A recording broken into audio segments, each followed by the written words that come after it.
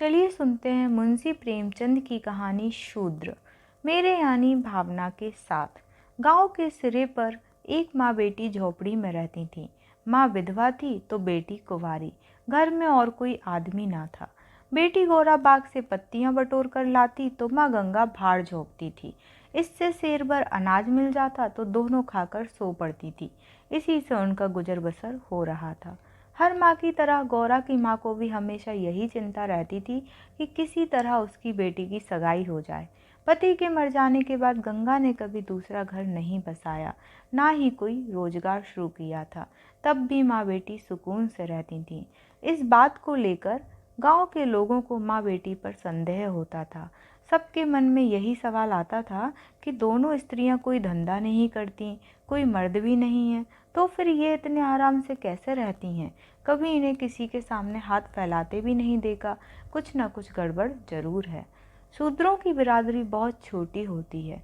5-10 कोस से अधिक उनका दायरा नहीं होता।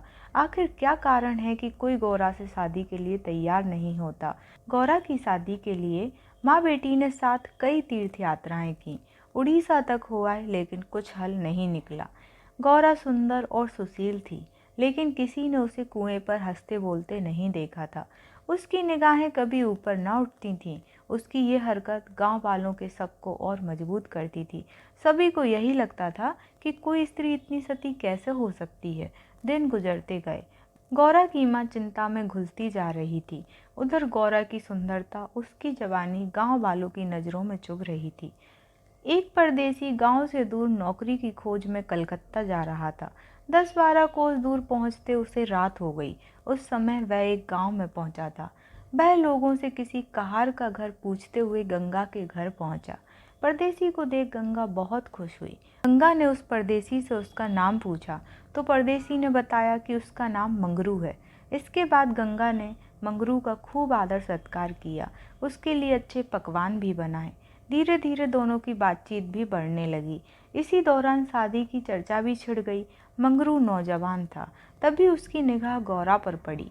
गौरा एक सुंदर और शांत हावभाव की लड़की थी, जिसे देखते ही मंगरू भी मोह में पड़ गया और वह झट से गौरा से सगाई के लिए मान गया। उसने 2-4 गहने खरीदे और कपड़े उधार लेकर सगाई कर ली। गंगा बेटी दामाद को अपनी नज़रों से दूर नहीं करना चाहती थी, इसलिए दोनों गंगा के साथ ही रहने लगे। 10-15 दिन भी नहीं बीते थे कि मंगरू के कानों में कई तरह की बातें पड़ने लगीं। बिरादरी के अलावा दूसरी जाति के लोग भी कई तरह की बातें बनाने लगे। मंगरू इन अटकलों से परेशान हो गया था, लेकिन वह गौरा को छोड़ना भी नहीं चाहता था। 1 महीने बाद मंगरू अपनी बहन के घर गया। बहन ने खाना परोसा। मंगरू ने बहनोई को साथ खाने के लिए कहा। बहनोई बोला, तुम खा लो, मैं बाद में खा लूँगा। मंगरू को कुछ संदेह हुआ। उसने साफ पूछ लिया कि आखिर बात क्या है। बहनोई बोला, मैं तुम्हारे साथ नहीं खा सकता। तुमने बिरादरी से बाहर शादी की है, किसी से ना कुछ पूछा ना कुछ बताया। जब तक पंचायत नहीं होगी मैं तुम्हारे साथ उठ बैठ नहीं सकता। तुम्हारी हरकत की वजह से मैं समाज से रिश्ता नहीं खत्म कर सकता। मंगरू तेजी से उठा और ससुराल लौट आया। मन बेचैन था। उसने किसी से कुछ नहीं कहा और रात के अंधेरे में गौरा को छोड़कर चला गया। इसी तरह कई साल बीत गए, लेकिन मंगरू का कुछ पता ना चला। पति के गायब होने पर भी गौरा उदास ना थी। वह हंसती खेलती, मांग में सिंदूर लगाती, रंग बिरंगे कपड़े पहनकर तैयार होती थी। अपने पीछे मंगरू एक भजन की किताब छोड़ गया था। खाली समय में गौरा उस किताब से कोई भजन गाती थी। पहले गौरा गांव की औरतों से ज़्यादा मिलती जुलती नहीं थी। दरअसल उसके पास उन स्त्रियों से बात करने के लिए कोई विषय ही नहीं होता था। गौरा के पास अब गृहस्थ जीवन की ढेरों बातें थीं, जिसकी चर्चा वह गली मोहल्ले की औरतों के साथ करती थी। वह सभी को बताती कि मंगरू कितना अच्छा सहनशील है। तभी वहां मौजूद एक स्त्री ने पूछ लिया, गौरा, मंगरू तुम्हें छोड़कर क्यों चला गया? गौरा कहती, मर्द कभी ससुराल में रह सकता है भला? बाहर जाकर पैसे कमाना ही मर्द का असली काम है। वहीं जब कोई गौरा से यह सवाल करता कि मंगरू खत क्यों नहीं लिखता, इस पर गौरा मुस्कुरा कर कहती, अपना ठिकाना बताने से डरते हैं, जानते हैं कि गौरा सामने आ पहुंचेगी। सच कहूँ तो मैं उनके बिना एक दिन भी नहीं रह सकती। एक सहेली बोली, तेरी बात हम नहीं मानते, जरूर मंगरू और तेरी लड़ाई हुई होगी, तभी इसी तरह बिना बताए वह तुझे छोड़कर चला गया। गौरा बोली, बहना, अपने भगवान से भी भला कोई लड़ता है क्या? जिस दिन ऐसी नौबत आई मैं कहीं जाकर डूब मरूंगी। कई दिनों बाद कलकत्ता से एक आदमी आया और गंगा के घर रुका। इत्तेफाक से वह मंगरू का पड़ोसी निकला। उसने कुछ पैसे और 2 साड़ियाँ गौरा के हाथ में थमाई और बोला कि मुझे मंगरू ने तुम्हें लेने भेजा है। यह सुनते ही गौरा की खुशी का ठिकाना ना रहा। वह फटाफट जाने के लिए तैयार हो गई। गांव की औरतों से मिलाई और सबको अपने जाने की खबर दे आई। बेटी के जाने से गंगा मायूस थी, लेकिन साथ ही खुश भी थी। रास्ते भर गौरा के मन में हजारों अच्छे बुरे ख्याल आते रहे। बीच बीच में उसे अपनी माँ के अकेलेपन की भी याद आ जाती। डर सताता कि बेचारी अम्मा अकेले कैसे रहेगी, सारा काम अकेले करना पड़ेगा, बूढ़ी दिन भर रोती रहेगी। इसी उधेड़बुन में रास्ता कट गया। लगभग 3 दिनों बाद गाड़ी कलकत्ता स्टेशन पहुंची। गौरा का दिल जोर से धड़क रहा था। वह प्लेटफॉर्म पर उतरकर मंगरू का इंतजार करने लगी। बूढ़ा बोला, मैंने आसपास सभी जगह देख लिया, लेकिन मंगरू तो कहीं दिखाई नहीं दे रहा है। शायद अब तक आया नहीं है। गौरा घबरा गई। तभी बूढ़ा बोला, चलो हम डेरा पर चलते हैं। उसे मालूम ना था कि हम कौन सी गाड़ी से आ रहे हैं। ऐसे में भला उसकी राह देखने से कोई फ़ायदा नहीं। गौरा बात मान गई और दोनों तांगे पर सवार होकर चल दिए। यह पहली बार था जब गौरा गांव से बाहर निकली थी। उसकी आंखें इधर उधर चीज़ों को निहारने में लगी हुई थी। अचानक तांगा एक सुंदर और विशाल भवन के सामने रुका। गौरा उतरी और तेजी से सीढ़ियों के सहारे ऊपर चढ़ने लगी। मंगरू से मिलने की थोड़ी भी देरी उसे बर्दाश्त नहीं हो रही थी। तभी बूढ़े ने पहली मंजिल के एक कमरे की ओर इशारा करते हुए कहा, यह मंगरू का कमरा है, जाओ, वह अंदर ही पड़ा होगा। गौरा अंदर गई, लेकिन कमरे में कोई ना था। कोने में खाट और 4-5 बर्तन पड़े हुए थे। वह बाहर आई और बूढ़े को बताया। बूढ़ा बोला, मंगरू काम पर गया होगा, शाम को लौटेगा, यहाँ वह किराए पर रहता है। कमरे में मंगरू को ना पाकर गौरा थोड़ी मायूस हो गई, लेकिन शाम को मिलने की सोचकर मुस्कुराई और साफ सफाई में लग गई। उसने कमरे में झाड़ू लगाया, बर्तन धोए, नहा धोकर शाम का इंतजार करने लगी। राह देखते देखते देर शाम हो गई, लेकिन मंगरू का अब तक कोई पता ना था। गौरा का मन फिर घबराने लगा। घना अंधेरा छा गया था, परंतु कमरे में एक दीपक तक ना था। जब भी किसी की आहट होती तो गौरा को लगता मंगरू आया होगा, लेकिन दरवाजे पर कोई दस्तक न होती थी। कुछ देर बाद दस्तक हुई। गौरा दौड़ी और दरवाज़ा खोला। सामने बूढ़ा खड़ा था। गौरा बोली, वो अब तक आए क्यों नहीं है? बूढ़ा बोला, अभी मैं मंगरू के दफ्तर से ही लौटा हूँ। साहब ने बताया कि मंगरू का ट्रांसफ़र हो गया है। मंगरू ने साहब से कई मिन्नतें की, लेकिन किसी ने उसकी एक न सुनी और दूसरी जगह भेज दिया। मैं दफ्तर से उसका नया पता ले आया हूँ। कल सुबह तुम्हें जहाज़ पर बिठा दूंगा, फिर तुम अपने मंगरू के पास चली जाना। गौरा घबरा कर बोली, जहाज़ में? कितने दिन का सफ़र होगा? बूढ़े ने कहा, कम से कम 8 से 10 दिन तो ज़रूर लगेंगे, लेकिन घबराओ मत, तुम्हें कोई परेशानी नहीं होगी। तय बात के मुताबिक अगले दिन गौरा बूढ़े के साथ मंगरू के पास जाने के लिए निकली। बूढ़े ने उसे जहाज़ पर बिठाया और विदा किया। जहाज़ जैसे जैसे किनारे से अलग हो रहा था, वैसे वैसे गौरा को लग रहा था कि अब उसकी अम्मा, गांव सब पीछे छूट रहा है। चारों ओर पानी पानी देख गौरा का मन अजीब हो रहा था। अनजान जगह में मंगरू को कहाँ खोजेगी, यह सोच सोचकर उसका दिल बैठा जा रहा था। जहाज पर कई स्त्रियां और पुरुष सवार थे। गौरा उन्हें देख और उनकी बातें सुन रही थी। तभी उसकी नज़र एक कोने में अकेली बैठी स्त्री पर पड़ी। गौरा ने हिम्मत कर उससे पूछा, कहाँ जा रही हो बहन? ये सुनते ही स्त्री की आंखें डबडबा गईं। बोली, मुझे नहीं मालूम कि मैं कहाँ जा रही हूँ, बस जहाँ भाग्य ले जाए वहाँ चली जा रही हूँ। तुम कहाँ जा रही हो? गौरा बोली, मैं तो अपने मालिक के पास। स्त्री झट से बोली, बहन, कोई तुम्हें बहला फुसला कर लाया है, तुम किसके साथ यहाँ आई? गौरा ने कहा, मुझे एक बूढ़ा ब्राह्मण यहाँ बैठा गया, मैं तो अपने पति से मिलने कलकत्ता आई थी। स्त्री बोली, किनारे पर जो लंबा दुबला पतला सा बूढ़ा था, जिसकी एक आंख फूली हुई थी, वही? गौरा, हाँ बहन, वही। स्त्री बोली, बहन, उसी दुष्ट ने मेरा जीवन बर्बाद किया है। भगवान करे उसकी 7 पुश्तों को नरक नसीब हो। उस कपटी के कारण मैं किसी को मुंह दिखाने लायक नहीं रही। अब जा रही हूँ मिस्र देश, वहीं मेहनत मजदूरी करके गुजर बसर करूँगी। ये सब सुनकर गौरा के मुंह से बोल ना फूटे। वह सोचने लगी कि अब क्या करूँगी। उसे अपनी माँ, अपने गांव, सहेलियों की याद आने लगी। कुछ क्षण बाद हिम्मत करके बोली, अब क्या करें बहन।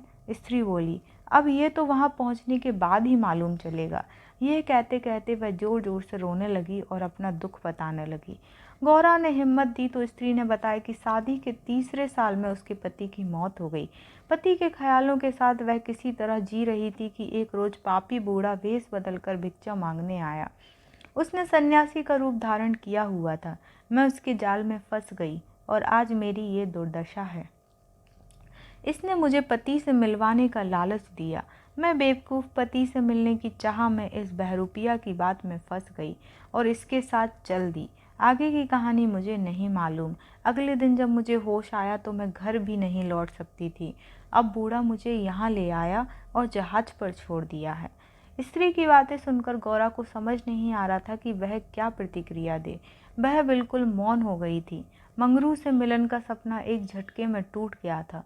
गौरा को इस हाल में देख स्त्री बोली, भगवान पर भरोसा और साहस रखो बहन। हिम्मत पाकर गौरा बोली, मुझे अब तुम्हारा ही सहारा है। मैं और तुम दोनों अब साथ ही रहेंगे। स्त्री कुछ न बोली। दोनों एकटक नीले आकाश की ओर निहारने लगीं। कई घंटों बाद जहाज किनारे पर पहुंचा। सभी यात्री उतरने लगे। तट पर मौजूद एक आदमी सभी यात्रियों के नाम लिख रहा था। अब गौरा के उतरने की बारी आई। जैसे ही उसने पांव नीचे रखा वह चौंक गई। उसके शरीर में करंट दौड़ गया। वह जड़ बन गई। ना कुछ बोल पा रही थी और ना ही पीछे से आवाज़ दे रहे यात्रियों की बात सुन रही थी। ऐसा लगा मानो दुनिया रुक गई हो। गौरा के सामने वह दृश्य था जिसकी उसने उम्मीद छोड़ दी थी। तट पर खड़ा व्यक्ति जो यात्रियों के नाम लिख रहा था वह कोई और नहीं बल्कि मंगरू था। गौरा इस क्षण सातवें आसमान पर थी। उसकी खुशी छिपाए नहीं छिप रही थी।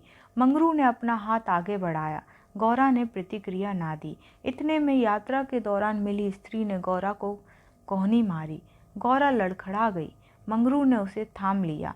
स्त्री, क्या हुआ? इस आदमी को पहचानती हो? गौरा बोली, बहुत अच्छी तरह से।